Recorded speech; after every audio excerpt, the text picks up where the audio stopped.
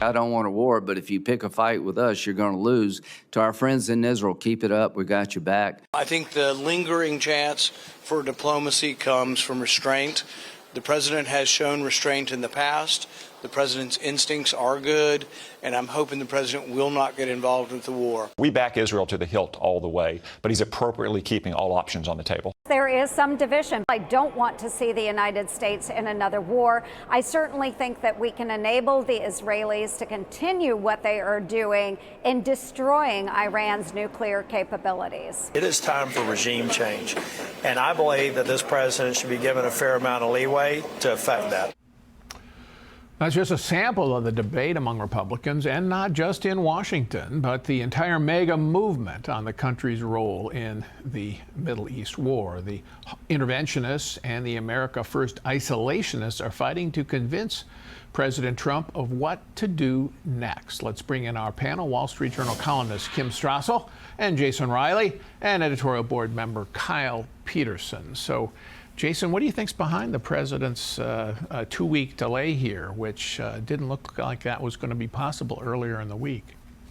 I think he wants to hear out all sides. As we heard from those clips, there are a lot of opinions out there. Everyone wants his ear, and I think he wants to hear them out. I think he is hesitant by nature to jump the gun on this, so he wants to give it some time.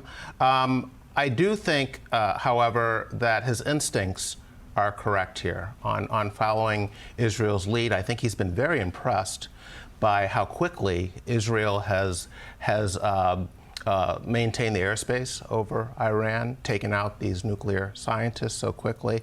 I think he likes the fact that they're stepping up to do the heavy lifting here, and they just want some military support. And I think he's inclined to give it to them. But he doesn't want to jump the gun. I think he's hesitant to get involved. A lot of people in his coalition do want him to stay on the sidelines. They are a little hesitant about America getting involved in another war. That was one of the reasons they supported him, his promises to get us out of conflicts. So he wants to hear them out, and I think he's wise to do that.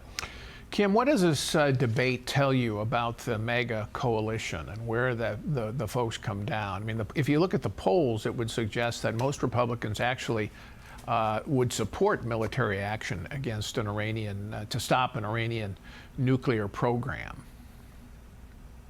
You know, 30,000 feet, Paul, what you've got is a fundamentally pretty small group of the America First, what people call national conservatives, who decided to double down on Trump's populism and have put them very much in an isolationist corner. And they felt as though they might have the moment here, and that they'd had a few victories going into this administration. They got some people who think like them placed in prominent positions in the administrations. They felt that the president, they had molded him to their thinking, especially when it came, for instance, to Ukraine. But I think that they've actually swung and missed here. This was not necessarily the right hill to pick this battle on. They came out and started really pressuring him, and I think so far he is keeping his own counsel and dismissing a lot of that.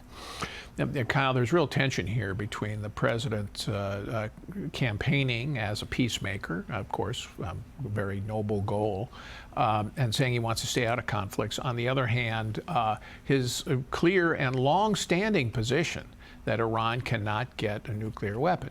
They may be, in the end, irreconcilable, and he's going to have to pick one or the other. Yeah, though there are some differences and distinctions between these cases that I think some of the people that are trying to box the president in are missing. They maybe misread what he meant by America First. I mean, we know he is skeptical of trying to change regimes in foreign countries. We know he's skeptical of boots on the ground, of long deployments. But in his own words, suggesting that the U.S. might get involved here, he seems like he is open to taking decisive action, short-term action, when the U.S. can make a difference in a place like this. And I think that that's an important distinction. This is not like the decision to go into Iraq. I think that the intelligence of what is at the Fordo site in Iran is pretty clear from the international UN agency. Its reports about what's in that, the enrichment materials in there.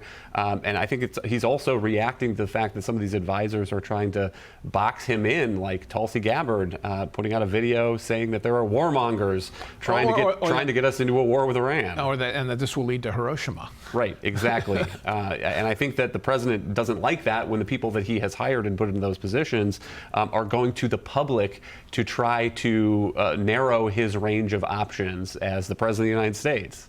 Well, Jason, there really is what I guess you could call an Iraq syndrome here. You know, some of us are old enough to remember the Vietnam syndrome, which the left used for a generation after Vietnam to say, no, don't intervene anywhere. Now that syndrome is on the right in many minds, saying, oh, Iraq, that didn't work out well. Afghanistan didn't work out well. Therefore, no interventions. Well, you have to judge each of these conflicts on their own terms, and that's what these folks are failing to do, using this blanket sentiment that the world will be a better place if the U.S. withdraws, and we know it won't be. It's a more dangerous place when the U.S. withdraws. No one in their right mind believes that Iran is enriching uranium for peaceful domestic energy purposes, Paul.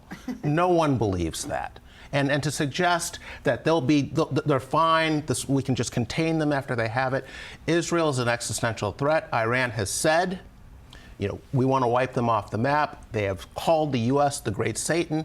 Trump takes them at their word, and he should. They are sponsoring terrorism worldwide.